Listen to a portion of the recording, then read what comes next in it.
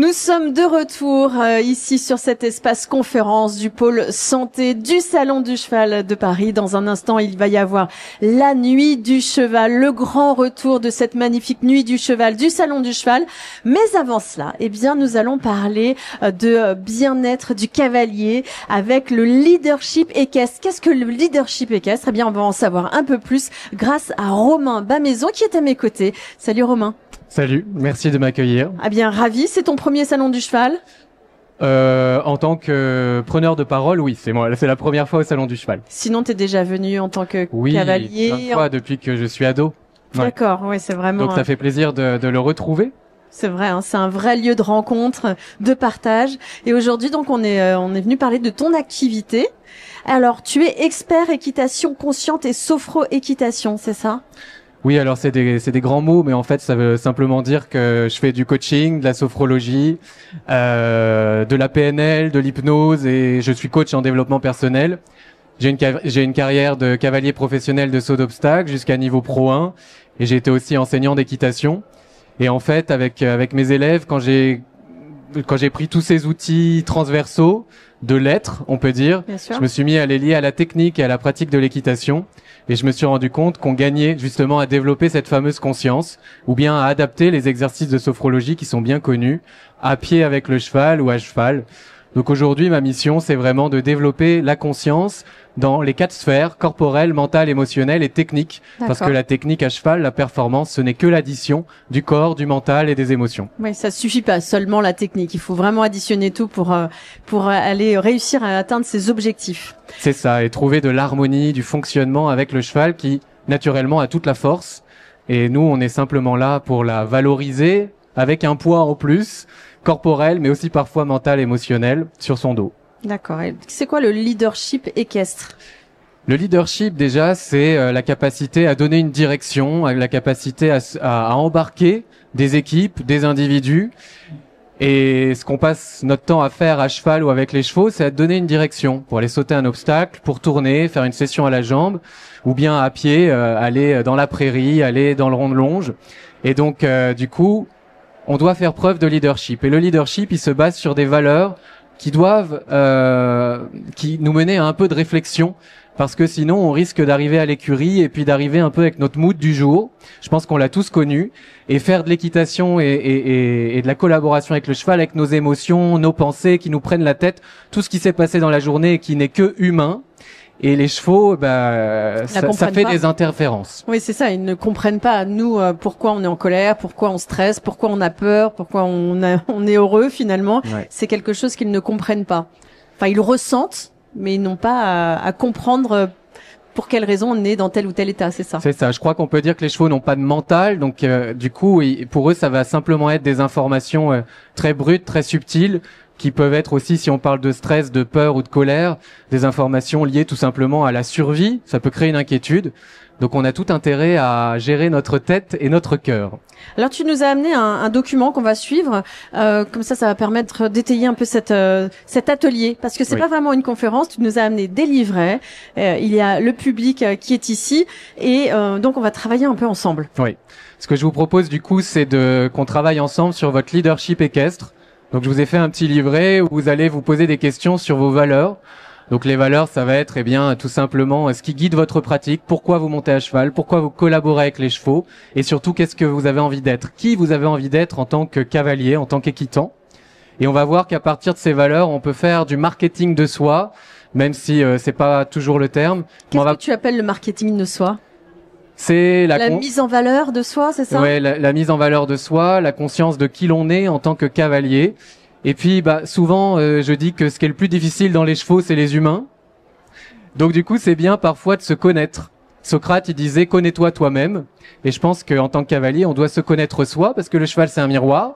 Donc, si je me connais pas moi, j'envoie un truc que je maîtrise pas du tout, et je me le reprends dans la tête. Bah oui, direct. Donc, on a tout intérêt, ouais. Direct, oui, en direct live. Donc, on a tout intérêt. Si vous êtes énervé, le cheval le sait tout de suite. Hein. C'est ça. Donc, je vais vous proposer de vous questionner sur vos valeurs, votre vision, votre mission, les moyens de la servir. Et enfin, on va trouver ensemble un petit mantra, un espèce de cri de guerre. Non, pas un cri de guerre, plutôt un cri de paix, avec le cheval. Un mantra qu'on peut mettre dans sa boîte de pansage, dans la sellerie ou dans les toilettes pour se rappeler chaque jour, comment on a envie d'être avec les chevaux et en tant que cavalier. Est-ce que juste tu peux rappeler mantra? Qu'est-ce que tu identifies par mantra? Le mantra, c'est une petite phrase toute courte qui rime et qui nous permet de nous rappeler, même avec les émotions, les pensées, le mental, qui on a envie d'être et comment on a envie de collaborer avec nos chevaux. Voilà. Très bien. Alors on est parti. Alors, je sais qu'il y a du bruit, mais j'avais envie de vous poser cette question, mais j'ai un peu teasé le truc avec en parlant de valeurs. Mais comment vous diriez avec vos mots, vous, qu'est-ce qui guide votre manière de pratiquer avec les chevaux? Levez la main et je peux vous emmener le micro. Oui? L'écoute. L'écoute, c'est l'écoute, vous, qui guide votre manière de relationner avec le cheval? Oui, en majorité, oui. En majorité, l'écoute. Est-ce qu'il y a d'autres choses qui émergent? Qu'est-ce qui vous fait... Qu'est-ce qui oriente? Oui, soyez pas timide, comme vous dit votre copine. Qu'est-ce qui oriente? Le respect. Le respect, ok. Est-ce qu'il y a d'autres choses chez vous qui orientent votre manière de pratiquer? Qui est au centre? Je vois une idée qui émerge ici, non?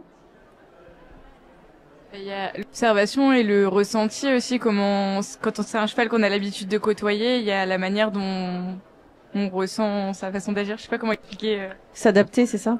Ouais, lire le cheval et puis le ressentir, c'est ça, et s'adapter à lui ensuite? Oui, s'il a une habitude ou une façon de se comporter tous les jours et qu'un jour c'est différent, c'est sûrement qu'il y a quelque chose. Donc ça fait partie de l'observation et de l'écoute. Ouais. L'écoute, ouais. Exactement. Donc en fait, tout ce que vous avez dit, ce sont des valeurs. L'observation, l'écoute, l'adaptation. Et ça peut être bien d'être au courant de quelle est la valeur qui nous drive dans notre vie en général, dans notre métier, notre profession, quand on collabore avec nos amis et quand on collabore avec nos amis les chevaux, du coup. Effectivement. Il y a aussi cette notion d'intention. Je pense que ça vous parle, cette notion d'intention. Bof, bof. Ouais, c'est-à-dire? À qui ça parle, la notion d'intention? Oui. L'intention, je dirais que c'est plutôt ce qui nous mène à faire quelque chose. Donc si on veut aller quelque part et que c'est clair dans notre tête, le cheval va venir avec nous. Et c'est dans la vie, quoi. Et c'est la même chose dans la vie. Vous auriez dit la même chose. Tout le monde est d'accord avec cette définition de l'intention? Ça vous parle? Ok. Donc on va pouvoir passer à la slide suivante, mais effectivement, c'est ça l'intention, et je pense qu'on a tous senti avec notre cheval ou ou à cheval que notre intention, quand elle était claire, ça fluidifiait énormément le mouvement, la réalisation d'un exercice ou d'un parcours d'obstacles, par exemple. Donc l'intention, on peut dire qu'effectivement, elle donne la direction. Et elle favorise aussi la satisfaction, puisque quand on a donné une direction en conscience, qu'on sait ce qu'on a envie de produire dans notre pratique, il y a de grandes chances que quand on rentre le soir chez nous, on soit un peu plus content de qui l'on a été avec notre cheval. Direction en conscience, c'est-à-dire? Direction en conscience, c'est-à-dire de choisir non seulement dans l'espace où est-ce que j'ai envie d'aller, ce que j'ai envie de faire avec le cheval, mais aussi choisir ce que j'ai envie d'être avec mon cheval. Parfait. Donc c'est ce qu'on va travailler aujourd'hui ensemble. Alors on y va, on poursuit. Ok. On va avancer aussi sur la slide des valeurs, mais ça je vous l'ai dit. Évidemment, les valeurs, c'est tout ce qui compose notre manière de nous comporter, de faire nos choix dans notre vie et appliquer au cheval.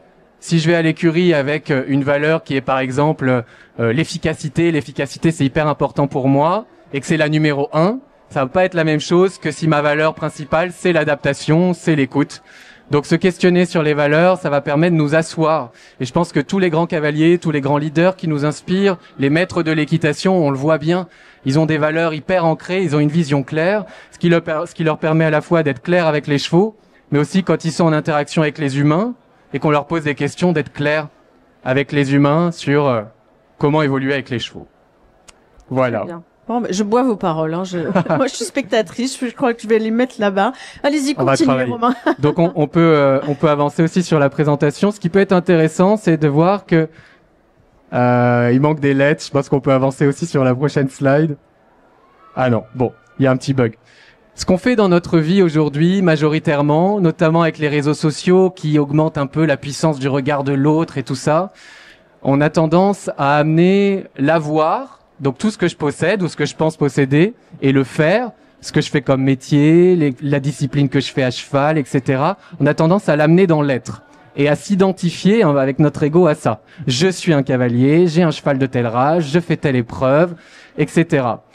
Et ça, on comprend bien que ça peut creuser pas mal de souffrances quand les chevaux ou les conditions extérieures évoluent, changent et ne correspondent pas à nos attentes. Donc, quand on travaille en leadership équestre, ce qu'on va chercher à faire, c'est plutôt amener de l'être dans ce qu'on a, si tant est qu'on puisse avoir un cheval, et dans ce qu'on fait avec les chevaux ou même dans la vie quotidienne. Finalement, on n'est pas obligé d'avoir un cheval pour justement mener son leadership, j'imagine. Exactement, oui. Si on pratique dans un centre équestre, par exemple, on peut faire preuve de leadership. Et des leaders, il y en a partout autour de nous et qui sont pas forcément des dirigeants, des cavaliers, etc. Donc, on va commencer le travail ensemble avec ce petit livret. Je vais vous proposer justement d'écrire au moins dans la première case à gauche de la page 5 valeurs, donc 5 mots qui guident votre pratique équestre. Là, je le montre ici en caméra, hein, si vous voulez le voir. Ce petit livret. Vraiment, ne vous limitez pas. Vous pouvez mettre tout ce qui vous passe par l'esprit. La performance peut être une valeur qui peut tout à fait cohabiter à côté de la douceur, par exemple. Donc, les valeurs, elles révèlent aussi la diversité de l'être. Donc on peut être plein de choses à la fois, on peut être doux et avoir la niaque, avoir envie de détermination. Tout ça, ça peut cohabiter. Oui, d'ailleurs, on dit souvent, c'est pas avec la force on n'arrive à rien avec la force. On n'arrive à rien avec la force, exactement. Donc on peut être déterminé, être très doux, aller chercher de l'harmonie, du lien. Ouais. Surtout avec un animal qui fait quand même plus de 500 kilos. Oui. La force, c'est pas nous qui l'avons. À la base, la force, c'est lui qui l'a. Effectivement. Par nature. Par nature. Mm. Alors, on va essayer de découvrir un peu. Ça fait que chacun se pose un peu les questions. Hein. Vous êtes studieux, c'est bien. Hein. Oui, c'est un peu sérieux comme travail, mais je vois que ça fonctionne. Il y a des stylos qui marchent. C'est très intéressant de se poser justement ces questions parce que on ne se les pose vraiment jamais finalement. Hein. Non, on est un peu la tête dans le guidon et puis on veut faire. C'est une introspection finalement. C'est un moment d'introspection. C'est un moment où on prend soin de soi, mais pour être un meilleur cavalier. Exact. On pourrait dire que c'est de l'introspection équestre. Et cet outil que je vous livre aujourd'hui, je l'utilise je fais aussi de la formation en entreprise, en management. J'utilise aussi en entreprise. Je fais aussi ça marche partout. Du bilan de compétences, ça marche. Et avec les cavaliers, évidemment, ça marche. Ouais. Et en plus de cela, c'est vrai que l'équitation a quand même beaucoup de symboles. Les obstacles à franchir, ce parcours de vie, on tombe, on remonte. C'est vrai. L'équitation a énormément de symboles de vie, ouais, tout à fait. Alors, une fois que vous avez trouvé vos 5 à 10 valeurs principales qui guident votre pratique équestre, eh bien, je vais vous inviter à les classer. Parce que ça aussi, c'est important. Tout le monde est sérieux, là. Un petit classement, donc... sur les valeurs qu'on a pu noter, effectivement. Voilà. Pour trouver un peu de direction, donner de la direction à notre pratique, une sorte d'ADN équestre, on pourrait dire, on a tout intérêt à savoir quel est le grand chapeau, quelle est la valeur sur laquelle on ne veut pas renier dans notre pratique, même à l'entraînement, même quand on va chercher de la performance en compétition ou dans un spectacle ou pour une balade qui est importante pour nous. Donc c'est bien de savoir la valeur sous laquelle toutes les autres cohabitent et à laquelle elles doivent se relier. Moi, par exemple, c'est l'harmonie, la valeur principale. Donc, effectivement, c'est très studieux. Tout le monde est hyper sérieux. C'est un peu le Poudlard équestre. On apprend à faire de la magie équestre. Carrément. Là, on est à la magie équestre. On essaye. Les chevaux sont magiques par essence. Alors, normalement, si on est un peu aligné, ça marche. Ça veut dire quoi si on est un peu aligné? Ah oui, je vous en pose des questions, hein. Non, c'est bien parce que... C'est des éléments de langage que vous avez, mais moi, je suis un peu obligée de vous poser la question parce que derrière, exact. Personne ne savent pas forcément. C'est comme avec les chevaux. En fait, on débarque avec notre langage et on a tout intérêt d'abord à étudier le leur. Donc moi, là, j'utilisais effectivement le terme alignement. Je sais plus dans quel contexte je le disais, mais l'alignement, c'est justement, on peut dire, le fait que cohabitent le corps, les pensées, le cœur, donc nos émotions, et notre technique. C'est-à-dire que sur la base de ce que l'on a envie de ressentir, les pensées que l'on a envie de cultiver dans notre vie à cheval, et les comportements qu'on a envie d'avoir. L'alignement, c'est tout ça. Ça veut pas dire qu'il n'y a pas des pensées perturbatrices, ça veut pas dire qu'on n'est pas triste ou en colère. Oui, c'est la cohérence qu'on a avec soi-même. C'est la cohérence qu'on a avec soi-même. Et une direction à nouveau. Ouais, c'est ça l'alignement. Alors, on en est où? Est-ce que tout le monde a réussi à mettre un ordre chronologique de ces valeurs? Est-ce que, oui, vous avez tous réussi à classer vos valeurs? Alors, vous Ok. voulez que j'y aille? Que je me lève et que j'aille poser la Allez, petite question? allons-y. Ça a l'air d'être OK. C'est compliqué, alors c'est quoi votre valeur phare? Discipline. La discipline, Moi, c'est toujours le respect. le respect. Et je serais curieux de savoir ce qu'il y a en dessous de la discipline comme autre valeur. Bah, pour moi, la deuxième, Oui. le respect. OK. Donc on voit que la rigueur, le respect, ça peut cohabiter. La discipline et le respect, c'est chouette. C'est ça, c'est le travail finalement. Si Ouais. on englobe ça. Hein. Exact. C'est le travailler pour chercher la performance. Enfin, moi j'analyse, je ne suis, j'ai pas à faire d'analyse, mais On fait des projections alors qu'il faut pas en faire, mais mince. Oui, c'est ça. OK. Est-ce que j'avance aussi pour Oui, pour si d'autres en personnes savoir- veulent partager nos valeurs, c'est intéressant et puis c'est inspirant. Alors moi, la première, c'est la relation. Et la deuxième, c'est le plaisir. OK, relation et plaisir. Alors, j'ai mis respect en première et écoute en deuxième. Respect et écoute. OK. Est-ce que vous voulez nous dire votre première valeur? Moi, j'ai mis la remise en question. Rester très ouvert d'esprit, quoi. La remise en question et l'ouverture d'esprit. OK. Vous avez participé? Oui? J'ai mis communication et observation. OK, communication, observation, on a des chouettes cavaliers dans la salle. Moi, en premier, j'ai mis la positivité. La positivité. Trop bien. C'est vrai qu'on a tendance à oublier le plaisir et à la base pourquoi on monte à cheval, dans le travail et la discipline. Donc positivité, c'est cool. Hop, je passe par là. Ah, Bah, le bien-être du cheval, parce que c'est un être vivant. le bien-être. Bien-être. Bien-être du cheval parce que c'est un être vivant, comme nous. Ok. Alors, on va continuer notre aventure de leadership équestre. Je vais vous faire travailler à nouveau. Et vous allez, du coup, si vous le souhaitez, rédiger un petit paragraphe qui inclut toutes ces valeurs. Si vous étiez à ma place et que la journaliste vous disait, mais alors vous, c'est quoi votre ADN, votre raison d'être équestre? Eh ben, essayez de mettre sur le papier avec vos valeurs une explication de votre vision de l'équitation. Est-ce que c'est clair pour vous? C'est super dur, évidemment. Phrase qui résume votre raison d'être équestre, votre contribution, votre manière de pratiquer, de relationner avec les chevaux. Exact. Et comme tu le disais, c'est de l'introspection cavalière. On se pose des questions sur nous en tant qu'équitants. Moi, j'entends beaucoup les cavaliers parler d'équilibre. Équilibre. Équilibre entre vie personnelle, vie professionnelle, un équilibre de vie, tout simplement. Ouais. On entend beaucoup ça. C'est Exact. presque un besoin pour certaines personnes. Et on entend des gens qui disent, mais si je ne vois pas un cheval pendant 3 jours, je ne vais pas bien. Ouais. Effectivement, les chevaux, ils contribuent c'est des thérapeutes par nature, donc ils contribuent à notre équilibre. Et ce qui est marrant, c'est que dans équilibre, il y a équi et il y a libre. Donc dans le langage des oiseaux, comme on appelle ça, quand on découpe les mots, c'est super intéressant. C'est vrai que c'est joli, en fait. J'y avais jamais pensé. Et quand on parle d'équilibre, on peut aussi parler d'écologie du soi, c'est-à-dire respecter notre écosystème intérieur. Et quand on a une vie pro, une vie perso et une vie équestre, ce travail sur les valeurs, cette conscience, cette connaissance de soi, ça peut nous permettre de nous maintenir en équilibre et de conserver notre écologie intérieure. Finalement, vous avez choisi de tout lier. C'est ça qui est intéressant. Hein. Ben oui, en fait, on a tendance dans la vie à compartimenter, à polariser le bien, le mal, le froid, le chaud. Moi, je vis pas dans un monde de ou ça, je vis dans un monde de et ça et ça. Voilà. Alors, qu'est-ce que ça donne Ça écrit bien, hein, là. C'est vrai que c'est la partie un peu plus dense de l'exercice. Du moment que c'est clair pour vous, c'est le plus important. Et vous aurez le temps de le peaufiner de toute façon.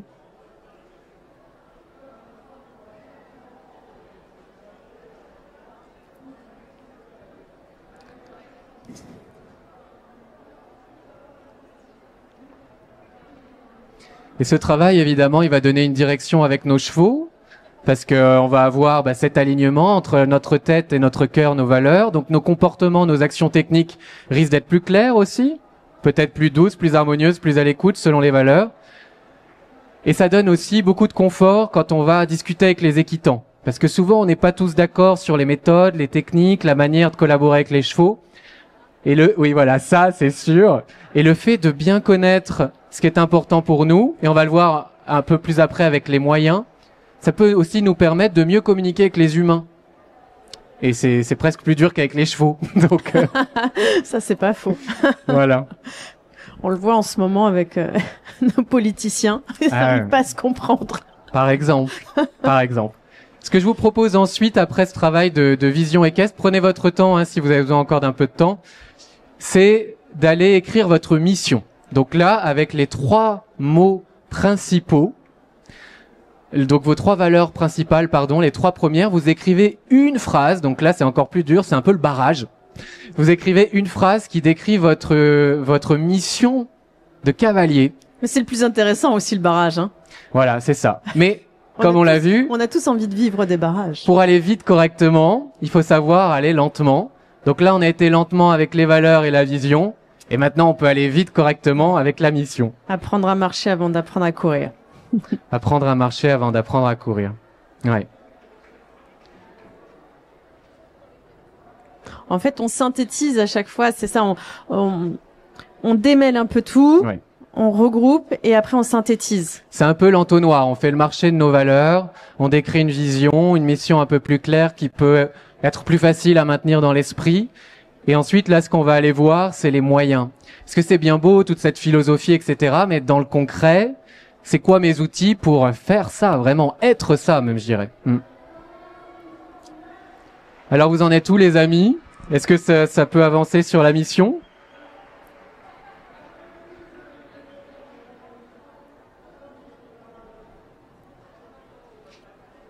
Ok. Là, on a une vision très détaillée. Magnifique. Voilà, évidemment, ce carnet, vous le ramenez à la maison, donc si vous avez envie de vous y pencher un peu plus tard, c'est tout à fait possible. Et puis la mission de vie ou la mission équestre, elle peut évoluer. Elle n'est pas toujours la même. Notre classement de valeurs, quand on grandit, ça peut changer. Bien sûr. Donc voilà. Moi, je pense que quand j'étais ado, c'était la performance, et maintenant c'est l'harmonie. Mais la performance est toujours là, mais un peu plus bas. Et du coup, ma vision a un peu bougé aussi. Oui, c'est une question de rencontre aussi. Hein. C'est tout ça, ça nous fait évoluer. Que ça soit une rencontre avec un cheval d'ailleurs, Oui. avec des coachs, avec n'importe qui, des cavaliers qui nous inspirent, etc. Ça fait évoluer. Exactement. Oui, tout à fait. Quand j'étais jeune, quand j'étais ado, par exemple, j'ai eu la chance de rencontrer Michel Robert et d'aller un peu l'observer chez lui travailler. Et en très peu de temps, ça a changé ma vie. C'est un nom qui revient souvent. Hein. Oui, oui. En avant, calme et droit. En avant, calme et droit, oui. Donc, oui. Moi, je vous avoue que c'est quand j'étais sur Equidia, c'est toutes mes rencontres avec cette diversité d'avoir rencontré, ça fait de moi une meilleure cavalière, mais une meilleure personne aussi. Je pense que c'est lié, hein. Toutes ces rencontres, tous ces gens, que ce soit François Pignon qui montrait son travail avec les chevaux en liberté, Kevin Stott avec ses valeurs aussi à lui, ses envies, puis son mental et tout ça, on apprend aussi à parler avec les autres équitants, les autres pratiquants, croyants aussi. On est des animaux sociaux, donc on a besoin du miroir des autres, et le cheval est aussi un autre avec un grand A, dont on peut apprendre et s'inspirer. Pour devenir une meilleure personne, comme tu disais. Ouais, et une meilleure journaliste, peut-être, je ne sais pas. Oui, en tout cas, moi, c'est la première fois que je te vois, je trouve ça très très bien. C'est cool, alors. Ok. Maintenant, on va pouvoir aller sur les moyens. Parce que là, on a fait les grands philosophes, c'est super. Mais maintenant, quels sont vos moyens d'incarner concrètement votre mission? Donc, des moyens, ça peut être, par exemple, détendre mon cheval renne longue en début de séance. Prendre le temps 5 fois de respirer profondément avant de mettre le pied à l'étrier. Masser mon cheval après l'avoir monté.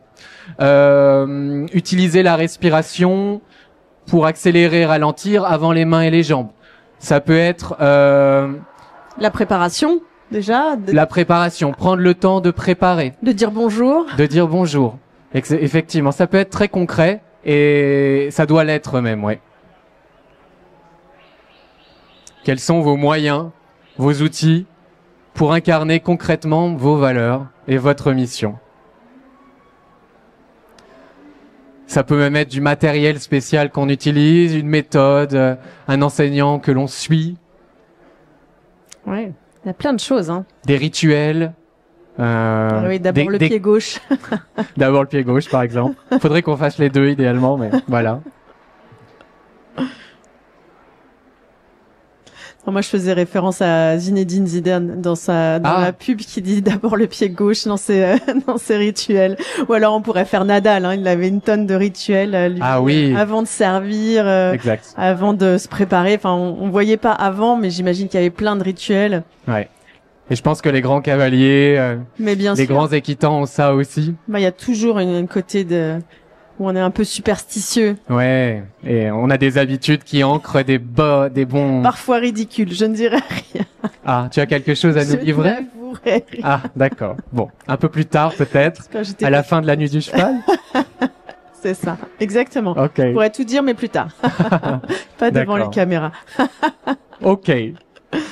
C'est vrai, des fois, on est un peu ridicule sur nos rituels, non?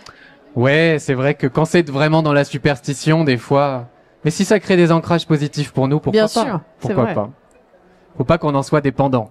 Ça devient des C'est ça, le tocs. truc. Ouais, ça devient des tocs. Alors ça rigole par là. Quels sont vos moyens d'incarner vos valeurs équestres? Ah, l'orthographe, c'est pas grave. Mais les on les lit chevaux, pas. ils s'en fichent. Oui, les chevaux ne savent pas écrire. En premier, moi, je dirais le partage avant de monter à cheval, de prendre le temps de vraiment s'en occuper et pas tout de suite arriver, hop, monter et repartir. Ok, donc ça peut être, oui, un moyen très concret. En plus, souvent, quand on est à la journée au travail ou à l'école, on a hâte d'être aux écuries. Quand on est aux écuries, on a hâte d'être dans notre voiture. Quand on est dans la voiture, on a hâte d'être de dîner. Et quand on est dîné, on a hâte d'être douché. Enfin, bon, bref, souvent, on a trop hâte. Donc, c'est bien, oui. Autre chose, peut-être votre ami, un moyen. J'ai pas fini, mais j'ai mis exactement la même chose qu'elle pour l'instant. Et détendre Rennes longue dans le calme avant de commencer le travail. Détendre, être longue dans le calme avant de commencer le travail, c'est un moyen très concret, par exemple, de servir vos valeurs. Exact. C'est un moyen aussi pour le cavalier de penser à sa position, de faire un peu son check-up pendant que le cheval s'échauffe dans son état corporel du jour. C'est un moment effectivement, d'observation. Ouais, exact. Et vous alors, monsieur? Madame, pardon, excusez-moi.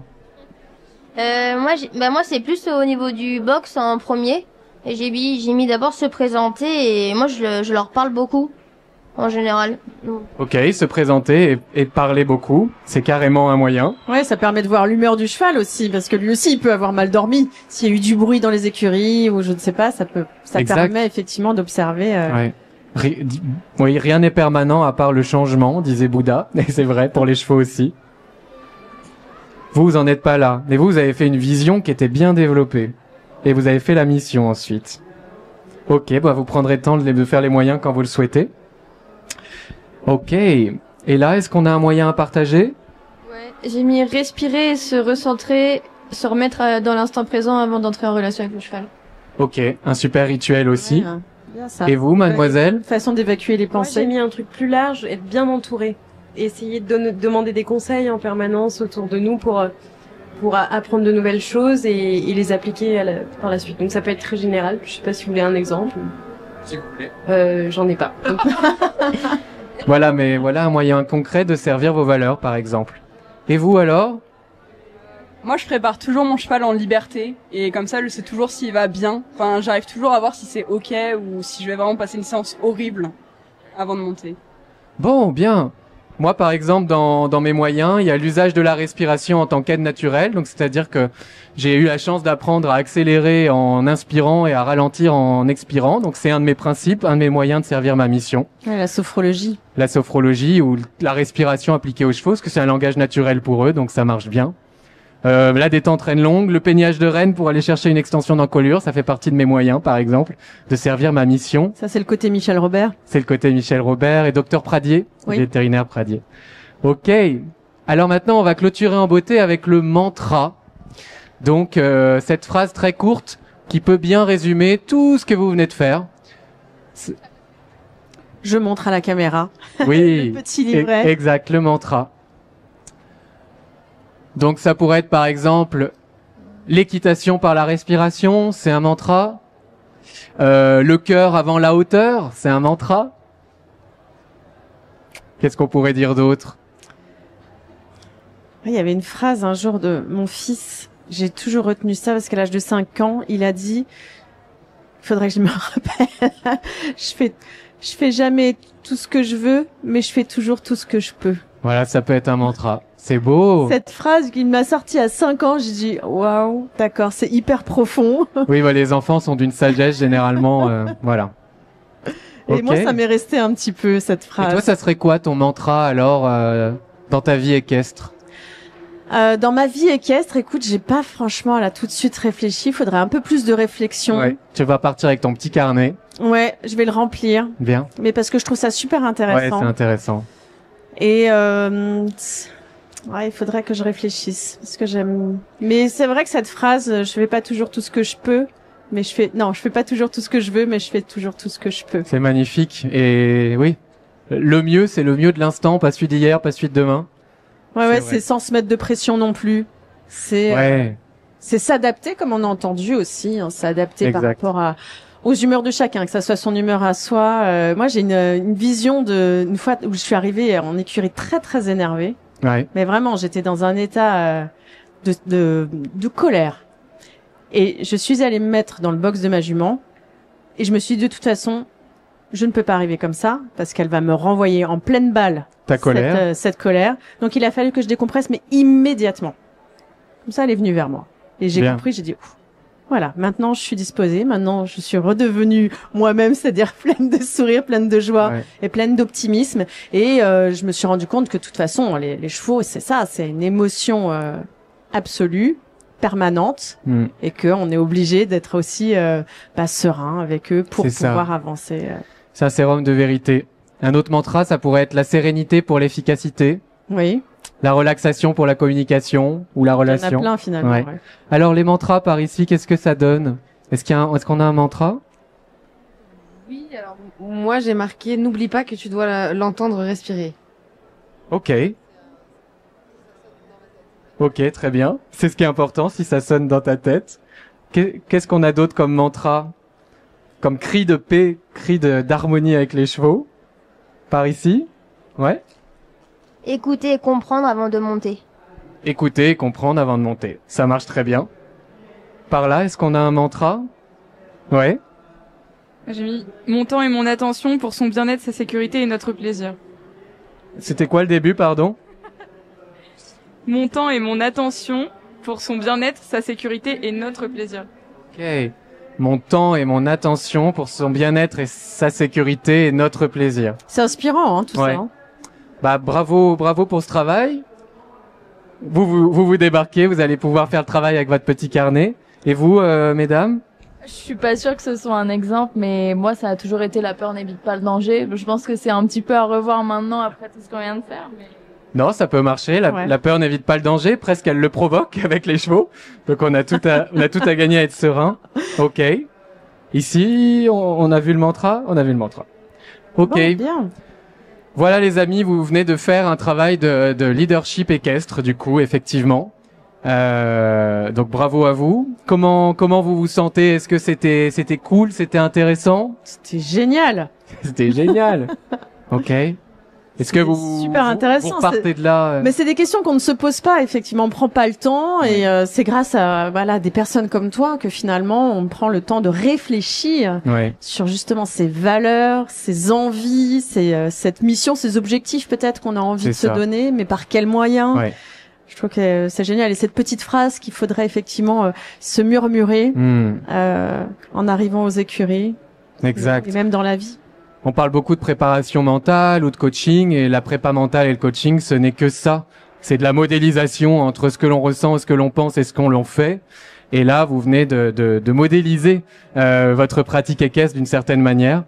Donc, je vous invite à garder précieusement et à rester en lien avec vos valeurs, avec vos chevaux et dans votre pratique. Ah super, merci beaucoup Romain.